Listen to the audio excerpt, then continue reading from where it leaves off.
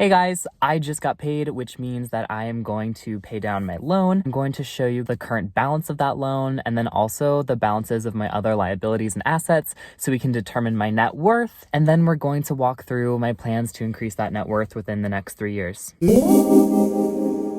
If you're new to the channel, hello, welcome. I'm so glad that you're here. My name is Trey, and I make videos about personal finance with the ultimate goal of making enough side income to replace my salaried income so I can leave the 9-to-5 life. If you're interested in why I'm choosing this path, I have a video that I just made that I'll link below in the description. But without further ado, let's pay down this bitch. I'm using the MyFedLoan app, which is a federal loan for student loans. This is actually my only liability right now. I have another video explaining my debt-free journey. I actually started out with $43,000 of debt, and that was between my car note and my student loan.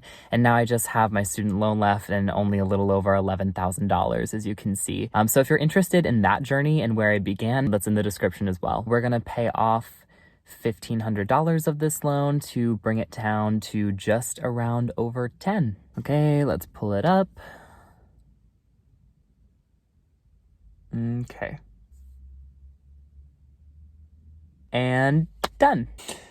That always feels so good. I love hitting that submit button. Since my student loan is my only liability right now, that actually brings my total liabilities to a total of negative $10,155. Now we're gonna go through all of my assets, starting from smallest to largest. My smallest assets are actually my liquid assets, so everything that's in my checking, savings. I'm currently banking with PNC, and I have their virtual wallet, which is a set of 3 accounts, a checking, a reserve account, and a savings account. The reserve was said to just be an account for if you run out on your checkings. Basically, it won't charge you overdraft. It'll just automatically pool from reserve. I signed up for this account when I was a student, so I was much more likely to overdraft when I was in college, and I didn't understand what I was doing with my money. But now I'm actually looking for another bank to bank with, especially for a high interest yield savings account. But for now, we're just going to stick with PNC, and I'll run you through those 3 different accounts. So we're going to start with that reserve account. I only have $178 in there. Again, it was just meant to protect from overdraft, so that's why the balance is so little. The second thing we're going to take into account is my checking account. It would have $3,362 in it, but since we just put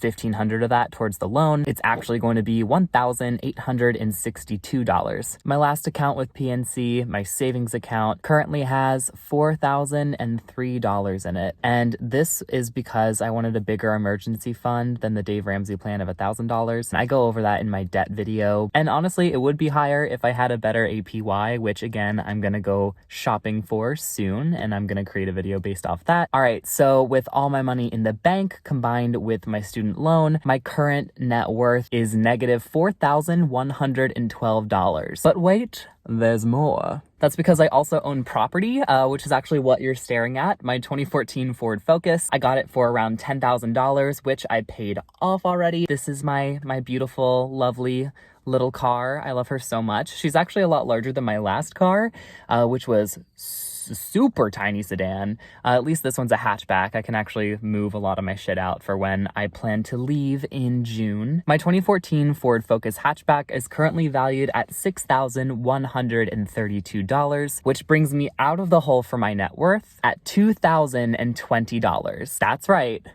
2020 triggered. And lastly, we have my investment account. I have a 401k set up with my employer. It's a Roth 401k. Yes, a Roth 401k, not a Roth IRA. And I currently contribute 5% of my paycheck towards that. I plan to put around 15% towards that once I'm out of debt. But for right now, I want to focus on the debt. So I'm only putting 5% up to my employer's match. My balance there currently totals $7,330. This is my last asset, which means my total net worth as of January 16th, 2021 is $9,350. Now for some perspective, I had just broke even in November of 2020. It's only been 2 months and I'm already at a net worth of over $9,000, which is mind blowing to me, how quickly I've been able to jump within the span of 2 months. I'm just getting more and more motivated to actually keep transferring more money. I paid double this month, so actually I should be able to get done a month faster than I thought I was going to be able to. So I'm looking to be out of debt actually possibly likely in May, but if not, then definitely in June. Then after I'm out of debt, my net worth is going to go through the roof because I'm going to actually be netting that income and using it to eventually buy an asset that's going to make me even more money, like a house. So I am just so goddamn excited, y'all. Now, I also said that I was going to walk you guys through how I'm going to exponentially increase my net worth over the next 3 years. Now, the first thing that I'm going to do is continue with the Dave Ramsey plan, at least until baby step 3, which is to create a $10,000 emergency fund. It's actually really not $10,000, it's 6 to 9 months of expenses, but for me, that's gonna start at $10,000, and I actually plan to save anywhere between $10,000 and $15,000 for my rainy day fund. I plan to have that done by around January of 2022.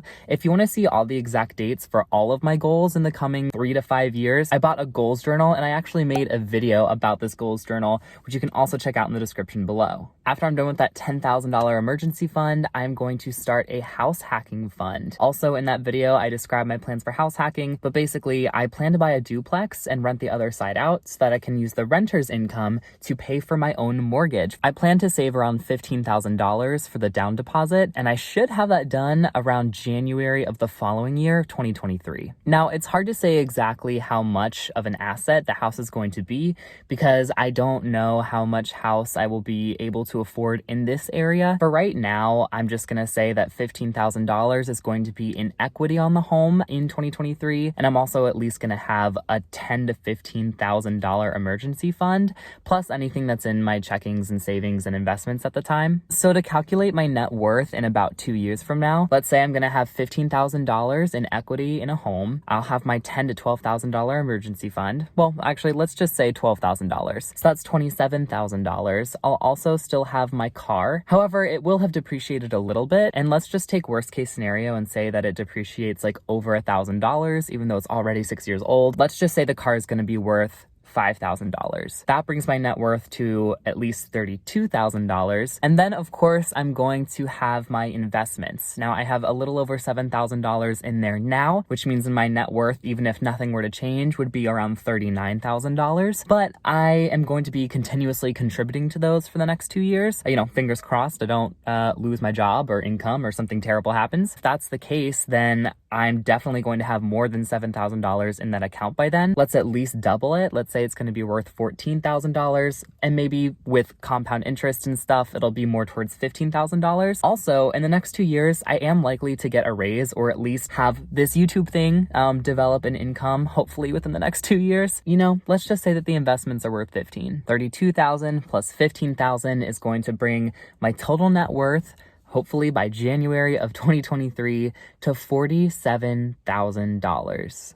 Now, there's going to be a lot of work to get there. Obviously, just getting that emergency fund and getting that house hacking fund isn't going to come just like that. It's going to be an everyday process. So what I'm going to do actually very soon is a video on my February budget, because I need to start creating a plan to actually save more money towards my emergency fund to hopefully speed up this process and meet my goals faster. Thank you so much for watching this video. If you enjoyed it, I would appreciate it so much if you liked the video and subscribed for more content so you know exactly when my budget video is coming out. Also, put in the comments what your net worth goal is for this year and how you're planning to get there. I would love to see if there are any other strategies that you guys are employing that I'm not using right now. I'm still learning, obviously, and we're all in this together. I would love to make this a community where people can feel safe to share things about their money, and also so we can create a space where we're all learning from each other.